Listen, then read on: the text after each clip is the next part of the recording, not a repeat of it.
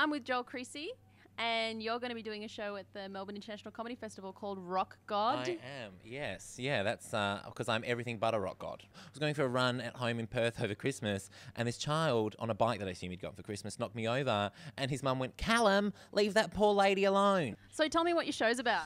The show's about my attempts at getting famous. I'm trying really hard, as I've pointed out. It's not going so well. It's also about, I also tell the most awkward story of all time.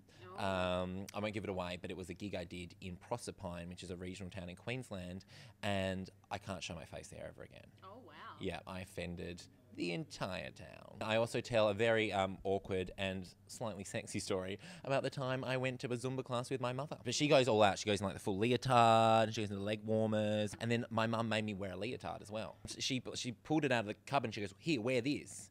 I said, "Mum, I can't wear that." But Mum knows how to get me. She goes, she said to me, she goes, "Oh, well, all the other gays in the class wear them." I'm like, "Oh, fine." A flight attendant came up to me the other day and she just goes, "Look, who are you?" Like halfway through the flight. I said, "Excuse me." She goes, "We've been trying to work it out the entire, who are you?" Yeah. I was like, "Yeah, okay." And when you told her, did she know?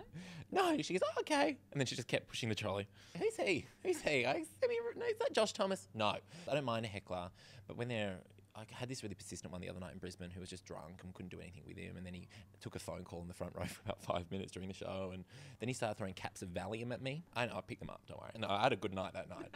And then he just walked out halfway through the show. I just hope there's no crazies in. I hope they're a fun crowd. I hope there's no members of the Australian Christian lobby in tonight. Just like, the usual. I'd just like to take Fiona O'Loughlin down on a daily basis. We used to live together, and I'll just remind her that she's, I'll just say little things like, "Oh, you're twice my age." Just little things like that. Just when we wake up, just to sort of get her day off to a good start. Or, we'll be watching, Judi Dench will be on the TV. I'll be like, "Oh, she's around your age, isn't she?" Things like that, just friendly little bits of banter. And then she'll tell me that she's a lot more successful than I am, and I'll go and do the dishes.